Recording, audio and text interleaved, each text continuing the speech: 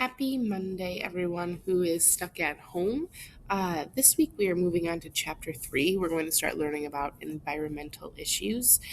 Last week we took our chapter 2 test. So if you've been home for a few days and you haven't taken that chapter 2 test yet, make sure you go back to last week's folder and click on that ecology chapter 2 test on Schoology with that little blue puzzle piece right next to it. But anyway, focusing on today, we're doing chapter 3, lesson 1 in our book, Introduction to Environmental Issues. So at home, if you can turn to page 87, and you'll be reading page 87 through page 91 today, but I am going to talk about the key points, and then I'll have you read the rest after the video. So there's three main types of environmental issues. There are population growth, resource use, and pollution. So on page 87, it gives a little introduction about that. One of the things it talks about is Antarctica and what the best use for Antarctica is. A lot of people want to use all of Antarctica's rich deposits of minerals and oils, but by doing so, that could harm the ecosystem, which we've learned quite a bit about this school year so far. So we need to figure out, what should Antarctica's fate be? Like, is it for the economy, or should we keep up the ecosystem and make sure all of the organisms there are balanced and okay? So scrolling down, that's what that is. Now, the next few pages break down each of the environmental issues that we talked about. The first one is population growth. When a population grows, the demand for resources grow, just like we did our how many bears can live in a forest activity outside with limiting factors that has a role with humans as well. If there's not enough food or shelter or homes, we build more, hence taking up more of our ecosystem. So the water supplies and areas. Basically, with the population growth, it's talking about water, homes, and shelters. For resource use, it says Earth provides many materials people use throughout their lives. Anything that occurs naturally in the environment and used by people is natural resources.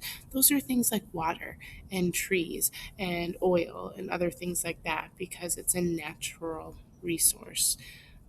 But people don't always use resources the same way. Some people don't have access to water. Some people don't have access to as many trees or coal or oil. So make sure you look through resource use and see how that can play a part of an environmental issue. And then the last environmental issue in this lesson is pollution, which I'm sure you've heard much about. But there is more than just regular pollution. There's noise pollution, water pollution, land pollution, light pollution. There's all sorts of different types of pollution. But all in all, the basic definition for pollution is the contamination of Earth's land, water, or air. And it can be caused by wastes, chemicals, noise, heat, light, and other types of sources. The big concern is that pollution can destroy wildlife and it can cause human health problems. There are going to be a couple videos that I post on Schoology that relate to this lesson. If you get a chance, please watch them. It talks about just different types of pollutions that are out there in like a PSA, which is a public service announcement, and they're pretty clever. So I would definitely watch those. We're going to show them in class. You don't have to worry about learning about point source and non-point source. Going on to the next page, this is pretty important because in our environment, there's always decisions to make. And environmental science is the study of natural processes in the environment and how humans can affect them. So if you would ever like to be an environmental scientist, I would definitely read this and see what that all entails. But to help balance the different opinions on an environmental issue, decision makers, like environmental scientists, weigh the costs and the benefits of a proposal for change before they actually make a decision. So there's a lot of decisions that have to be made before buildings get placed and things like that. On the next page, it specifically talks about different costs and benefits. So one big thing, like we talked about in Antarctica in the beginning of the lesson, is in Antarctica, there's all these rich deposits of minerals and oils that people would like. But by drilling for oil, that affects the ecosystem. So there's always costs and benefits of something. For this one, it talks about costs of offshore drilling. So if you read through these, the cost of it, setting up sites is expensive. Transporting the oil is risky and expensive. Oil supply is limited. Oil spills could happen, which could affect marine organisms. So these are all the costs of it, like the negative things that could come out of it. But if you look at the benefits of offshore drilling, one, it creates jobs for more people, and we are very low on jobs for people right now, especially because of COVID. A larger supply of oil lowers the oil prices.